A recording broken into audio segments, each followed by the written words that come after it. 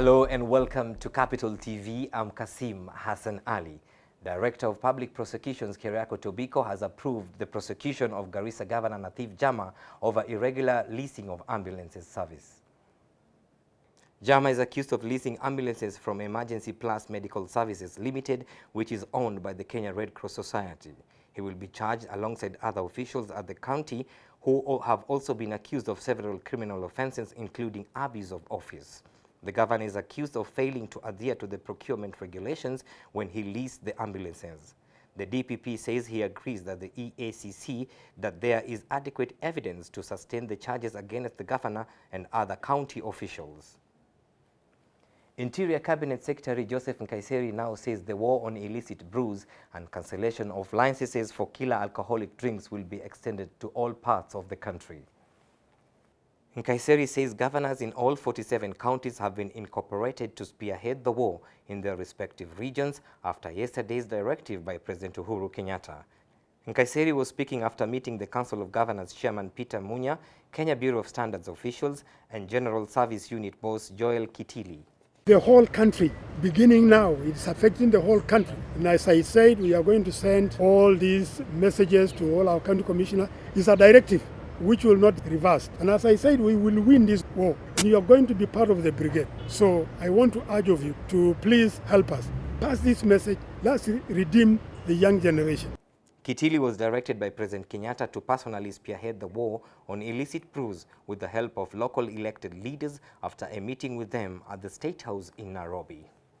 Kila mtu na constituency yake under the chairmanship of the member of parliament wachore mpango na operation ya vile wataenda door to door wakifunga biashara hizo. Hakuna mtu ako na license ya kuua Wakenya wenzake. Even if you have a license, it is your business as the county commissioner kusema hii license is revoked na hii biashara imefungwa. Kila mtu akuje na list ya what you have done in your respective constituency because you are the leader. There will be no more manual visa applications for visitors entering Kenya following new regulations by the Directorate of Immigration and Registration of Persons. Previously, foreigners coming to Kenya were issued with visas upon arrival at the Jomo Kenyatta International Airport and other entry points. Under the new rules, the visa application process will take about 7 days and is subject to the rules of Immigration Department. Visitors will be required to have a visa prior to boarding a flight to Kenya.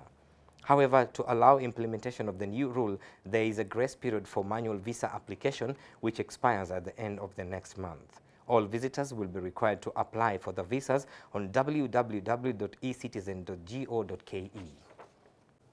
And on a happy note, President Uhuru Kenyatta has been voted Africa's President of the Year 2014-2015 for his outstanding leadership. The head of state was picked for the prestigious Africa Education and Leadership Awards for his ability to build consensus locally and abroad, efforts to change policies for the better, and supervise solutions that address Kenyans' pressing issues. Thousands of university students from across hundreds of institutions of higher learning in the continent also recognized President Kenyatta for initiating progressive economic programs aimed at uplifting the lives of Kenyans. The students, who are members of All Africa Students Union, presented President Kenyatta with the award, which among other things celebrates outstanding leadership and educational excellence. AASU student leaders drawn from 12 local universities presented the award to the President at State House in Nairobi. President Paul Kagame of Rwanda is a previous recipient of the prestigious award. We want to work together and we want to engage our young people, right? A recognition that this country also needs all of us because nobody can do it on their own, right? And in our search for excellence, we don't have to look very far. We have it within ourselves. Huh? We have it within ourselves. All we need to do is to hope, as I told somebody the other day, to dream and to dare to do. That's all. Yeah? And there is so much that we could actually achieve together. The Nyumba Kumi initiative is engaging ICT players in a bid to form a major social media platform, targeting majority population of young people in the country to an active security discussion. The initiative chairman Joseph Kaguthi says the social media platform is set to woo youths who are increasingly being lured to join terror groups. Addressing journalists after a meeting with the Editors Guild this morning, Kaguthi said this will be part of a crime preventive strategy by the government. It's a new phenomenon. They have collapsed the time. They are moving now away from even what we know, the traditions, and we must be with them, and they must lead us, because that's the way it should be. They must lead us on where they are going, because they are able to know at what stage they are moving to the second one. By December, that crime was had been reduced where the clusters are working by 30 to 40%. Crime only. In business, Kenya is seeking Italian investors to build up homes in Malindi and other parts of the country in a bid to increase tourism numbers and foreign direct investments in the country. Tourism Cabinet Secretary Phyllis Kandie says this is among the investment options the country will be selling this month at the ongoing World Expo 2015 taking place in Milan, Italy till October.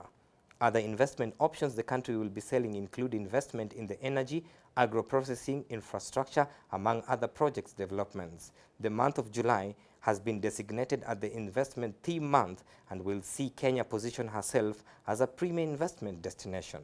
Kandie says the Italian market has called on the government to expand Malindi Airport to enable direct flights to Malindi, with the expansion allowing them to land bigger jets on the runway.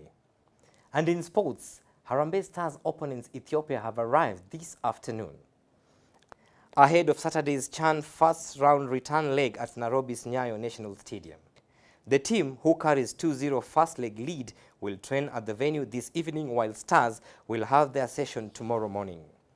Bobby Williamson charges needs 3 unanswered goals to progress to the second round, where Sudan await. Kenya has never qualified for the biannual event that will see Rwanda host next year's finals. The United States has demanded the extradition of 7 FIFA officials detained in May, setting off what could become a prolonged legal battle over the handling of the major corruption case. Swiss authorities said this afternoon that the U.S. Embassy in Bern had sent an extradition request the day before. The 7 were detained in a dawn raid on a Zurich hotel on May 27th as FIFA progress was about to start. FIFA leader Sepp Blatter was re-elected to a new term at the Congress, but amid a storm of controversy over parallel U.S. and Swiss investigations, he announced 4 days later that he would stand down. For more on this and other stories, subscribe to our YouTube channel, Capital FM Kenya. And that has been your Capital FM Online TV News. I'm Kasim Hassan Ali.